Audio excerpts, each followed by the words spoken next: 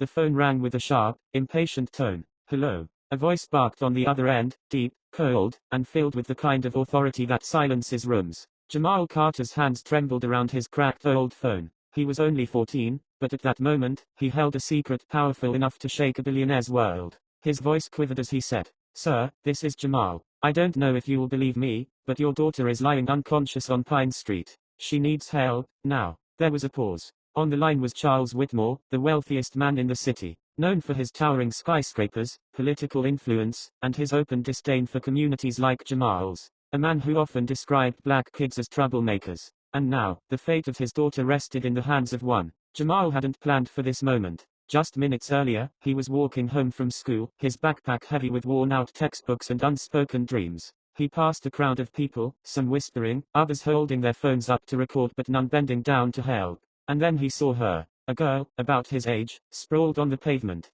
Her breaths were shallow, her face pale. When he checked her wallet for identification, the truth nearly froze him in place. Emily Whitmore, the daughter of the man who had spent years belittling boys like Jamal. He could have walked away. No one would blame him. But in his mind, he heard his mother's voice. Kindness costs nothing, but it can save everything. And so he dialed the number, never expecting to hear the billionaire's voice himself. What followed would not only change Emily's life, but Jamal's entire future in the heart of a man who had built walls of prejudice so high, even kindness had struggled to reach him. This story is about that call, about one boy's decision to choose compassion over resentment, and how, in doing so, he transformed the life of a man who once saw him as invisible. Before we dive deeper into Jamal and Charles's story, I just want to say something personal. I worked so hard to bring this story to you, so if you're touched by it, please consider subscribing. It really means the world to me. The streets of Brookfield were cracked and weary, much like the people who lived there. Sidewalks carried the scars of decades without repair, and walls bore the graffiti of a generation demanding to be seen. For 14-year-old Jamal Carter, these streets weren't just pathways home, they were reminders of resilience, of survival, of the life his mother had worked so hard to keep afloat. His mother, Denise, juggled 2 jobs, mornings at the diner, nights at the hospital as a cleaner. She came home exhausted, yet always found the strength to kneel beside her son's bed, brushing his hair back with tired hands, whispering the words that had shaped him. "Kindness costs nothing, Jamal, but it can save everything." Those words stuck like an anchor in his heart. And yet, as he walked home that chilly evening, backpack slung low, he wondered if kindness even mattered in a city that seemed to grind people down. He passed by familiar scenes, the corner store with flickering lights, the old barber shop with men swapping stories on the porch, the basketball court where kids played with tattered shoes and boundless dreams. It was a neighborhood that the rest of the city mocked, dismissed as the wrong side of town. And leading that chorus of disdain was none other than Charles Whitmore. Charles wasn't just any man, he was the billionaire tycoon who owned nearly half the city's businesses. His glass towers glittered against the skyline, symbols of wealth and power. But his reputation carried a darker shadow, arrogance, prejudice, and a voice that dripped with contempt whenever he spoke about people outside his circles. On television, in boardrooms, even at charity galas, he'd made comments that burned into the memory of neighborhoods like Jamal's. He had once said, "You can pour all the money you want into those communities, but you can't fix laziness." Another time, when asked about youth programs, he smirked, "Why waste resources on troublemakers?" Jamal remembered those words vividly. He remembered sitting with his mother, watching the news, her eyes tightening with quiet pain as Charles's voice filled the room. And though Jamal was young, he understood enough. People like him, in Charles's eyes, didn't matter. And yet fate had a strange way of twisting paths together. As Jamal turned onto Pine Street that evening, he noticed the cluster of people gathered in a loose circle. Some held their phones high, recording. Others whispered with wide eyes, their feet glued to the pavement. No one stepped forward. Curiosity tugged at him, but then he saw her. A girl, lying motionless on the cold ground. Blonde hair spilling across the pavement, skin pale, lips trembling faintly as if fighting for breath. Jamal's heart jolted. She was about his age. His sneakers slapped against the ground as he pushed through the crowd.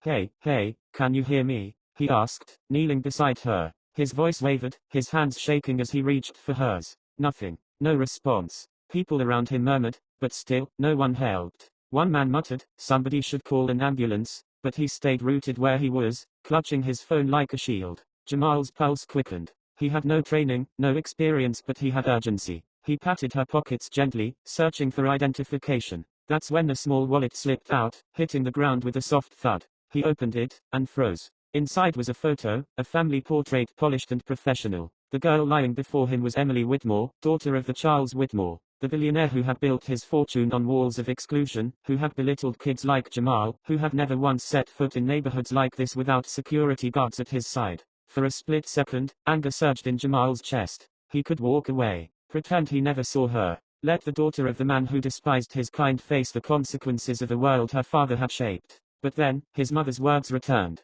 Kindness costs nothing, but it can save everything. His jaw tightened. His choice was clear. With trembling fingers, he picked up her phone. The emergency contact number glared back at him from the screen. He hesitated, his thumb hovering, his heart pounding. Then, summoning courage, he pressed call. It rang once, twice, and then, hello. The voice was unmistakable, deep, sharp, a voice that could silence a room. The billionaire himself. Jamal swallowed hard. His voice cracked, but he forced the words out. Sir, this is Jamal. I don't know if you will believe me, but your daughter is lying unconscious on Pine Street. She needs help, now. Silence. Then a sharp inhale. For the first time in years, Charles Whitmore felt powerless. His daughter, his pride, his heir was in danger. And the only lifeline he had was the voice of a boy he would never have spoken to otherwise. I'm on my way, Charles said hoarsely, before hanging up. Minutes later, the roar of an engine split the air. A sleek black car screeched to a halt at the curb. Charles Whitmore himself emerged, his expensive suit clashing with the grit of the street.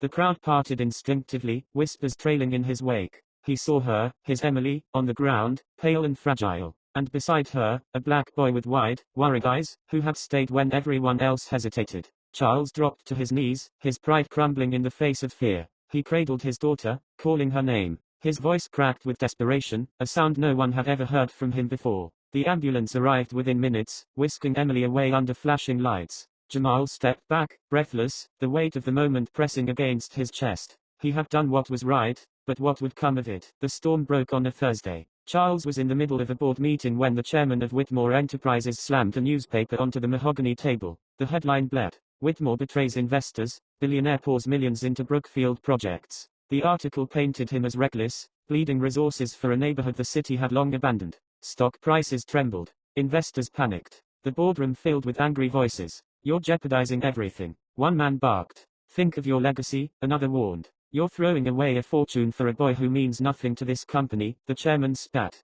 That last remark cut deep. Jamal, a boy who had shown more courage in a single act than most of these men in their entire careers. Charles's jaw tightened. For years, he had bowed to this table, worshipped its power. But now, he saw it for what it was, a cage. I am thinking of my legacy, Charles said, his voice steady. And for once, it won't be built on arrogance. It will be built on something that actually matters. Gasps rippled. Some threatened lawsuits. Others stormed out. But Charles remained seated, calm in his conviction. For the first time, he felt free. Meanwhile, Jamal struggled under the spotlight. After weeks of being praised, questioned, even doubted, he wanted nothing more than to fade back into anonymity. One afternoon, on his way home, he found graffiti scrawled across the side of his school. Hero, or pawn. The words stung. He kicked at the gravel, fighting back tears. He had never wanted this attention, he just wanted to help. That evening, Denise found him staring at his math homework without seeing the numbers. I didn't ask for any of this, Mom, he whispered. Maybe I should have just walked away. Denise crouched beside him, her voice gentle. Jamal, you gave someone a chance to live. And in saving her, you gave her father a chance to change. That's more than most people do in a lifetime. Her words reminded him of that night, of Emily's shallow breaths, of the crowd that watched but did nothing. He had stepped forward when no one else did. That was the truth no headline could erase. Weeks later, the Whitmore Foundation hosted its annual charity gala, a glittering affair where crystal chandeliers sparkled and champagne flowed freely. In past years, it had been a stage for Charles to boast of his wealth. But this year, it was different. Rumors swirled. Some said Charles was finished. Others whispered he had lost his mind. All eyes were on him as he stepped to the podium, Emily by his side. And then, to everyone's shock, Jamal walked onto the stage. His oversized suit jacket, borrowed for the occasion, hung loosely from his shoulders, but his presence commanded silence. Charles cleared his throat. His voice carried not the arrogance of old, but something far rarer, humility. Tonight, he began, I want to speak not of profits or power, but of gratitude. My daughter stands here alive because of this boy. A boy from a neighborhood I once dismissed. A boy I would have overlooked. A boy who reminded me that kindness costs nothing, but can save everything. He turned toward Jamal, his voice thick with emotion. You had every reason to turn away, but you chose compassion. And because of that, I will spend the rest of my life making sure boys like you are never dismissed again. Gasps rippled through the room. Cameras flashed. Emily squeezed Jamal's hand, smiling at him with genuine warmth. Then Charles unveiled his decision, a multi-million-dollar scholarship fund for students from Brookfield, investments in rebuilding schools, and community centers designed to lift families out of poverty. This, he declared, is my true legacy. Not everyone applauded. As the gala ended, a group of investors cornered Charles. Their faces were tight with fury. "You've destroyed us," one hissed. "This charity stunt will cost millions. Do you think a boy from the streets is worth that?" For a moment, the old Charles, the prideful, ruthless tycoon flared within him. But then he looked at Jamal, standing nearby, shoulders squared, eyes steady despite his youth.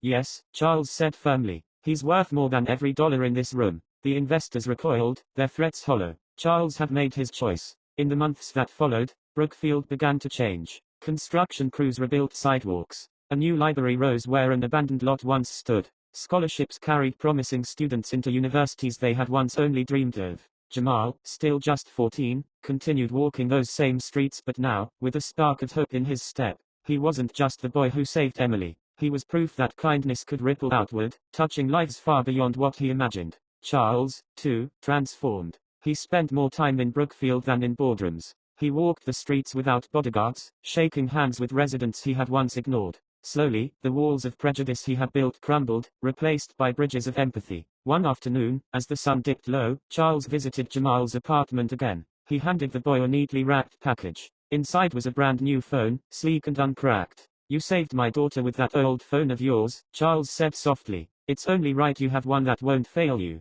Jamal smiled shyly, holding the gift. But more than the phone, it was the gesture, the acknowledgement that mattered most. The story came full circle one spring evening. Jamal was walking home when he saw a man collapse on the sidewalk, clutching his chest. For a moment, the crowd around him froze just like before. Without hesitation, Jamal stepped forward, dialing 911 on his new phone. This time, there was no trembling, no doubt, just resolve. And in that act, he proved to himself, and to the world that kindness wasn't just a moment. It was who he was. The lives of Jamal Carter and Charles Whitmore had collided in the most unlikely of ways, a boy's choice to help, and a father's choice to change. Both had been tested. Both had been transformed. And as the city whispered of this strange friendship between a billionaire and a boy from Brookfield, one truth remained clear: kindness had bridged a chasm wealth could never cross. And that's where our story ends, or perhaps, where it truly begins. Because what happened between Jamal and Charles wasn't just about saving a girl on the street. It was about saving something far bigger: faith. Faith that kindness can cross boundaries. Faith that hearts, no matter how hardened, can still change. Jamal didn't know that one phone call would ripple into scholarships, rebuilt neighborhoods, and a billionaire's redemption. He only knew that doing the right thing mattered, even when no one else stepped forward. And maybe that's the most powerful lesson of all: sometimes, the smallest act of kindness carries the greatest weight. If this story touched you, I want to thank you for staying with me until the very end. Stories like this take countless hours to research, write, and bring to life. If it moved your heart, please consider subscribing. It helps me keep telling more stories of kindness, stories that remind us of the good we're all capable of. Until next time, remember, kindness costs nothing, but it can truly save everything.